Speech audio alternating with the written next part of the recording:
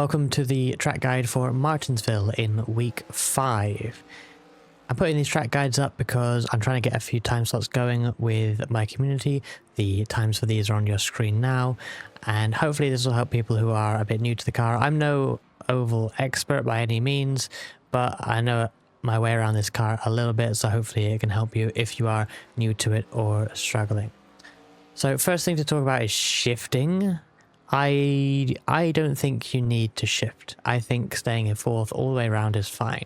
Later in this run, I try going down to third in the corners, and the guy behind me in this unofficial race is actually going down to second, although he does spin at some point in the race, so maybe second is a bit too aggressive, but I can see why it would work, because even third I felt like would bog down a little bit.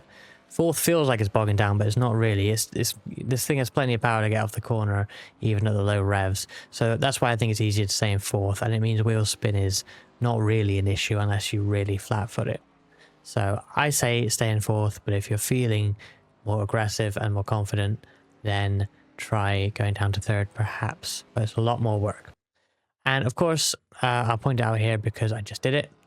You want to avoid hitting the apron, not apron, the curb more like here, because it unsettles the car completely.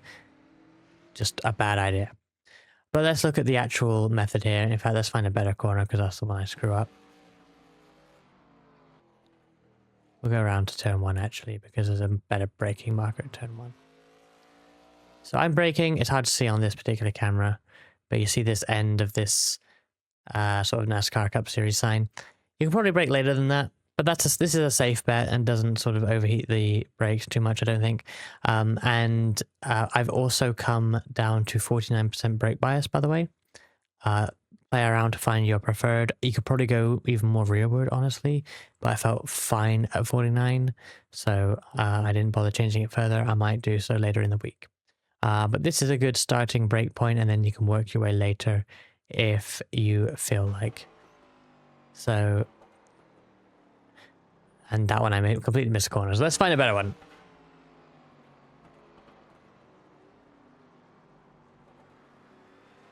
That's a better one. So, you can brake quite heavily quite early on, because there's a lot of braking to do here. If you raced Tsukuba last week, it's not too dissimilar, but we've got a little bit more mid-corner speed here at least.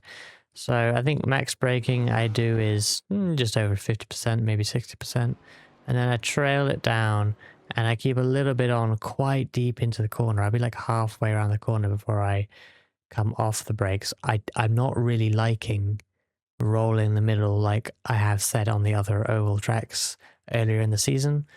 I don't trust that it will turn when I let off the brakes, so I'm doing a really long trail brake before I get off the throttle, and then I'm almost immediately, there's a bit of rolling in the middle, but I'm almost straight away onto the throttle.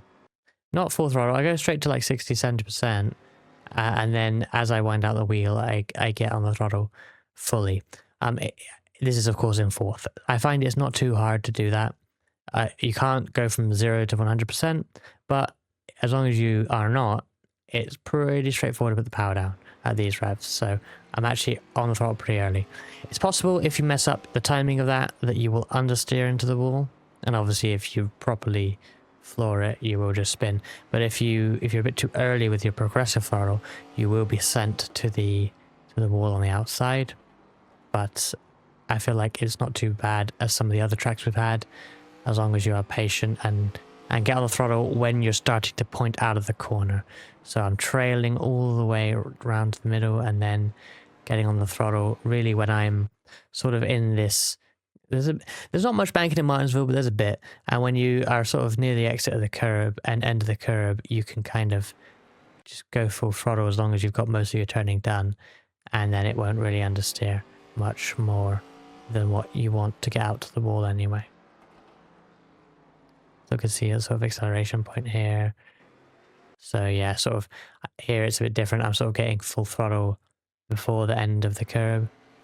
That was quite I had a lot more room to work with there, so I was probably a bit slow through that corner.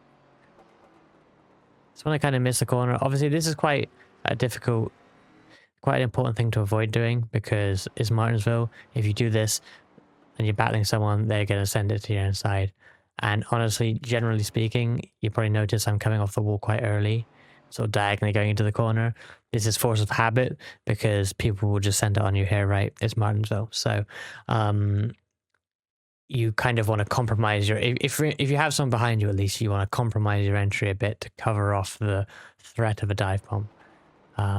But not so much that you wash up the track, because that is not ideal.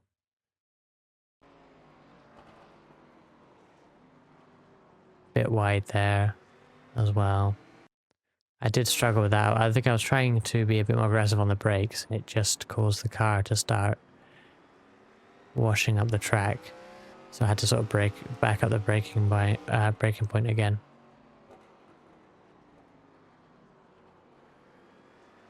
Yeah, there I did a bit of a diamond, but that's not too ideal at Martinsville, I don't think. I'd rather just hug the bottom if I can.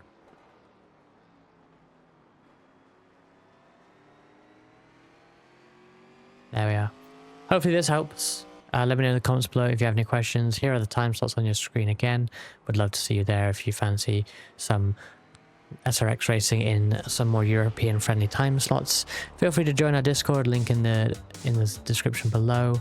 We're often in VTuber when we do these slots. I won't be around for the Friday one of this, but hopefully I can do the Sunday ones. Hopefully see you there. Catch you later.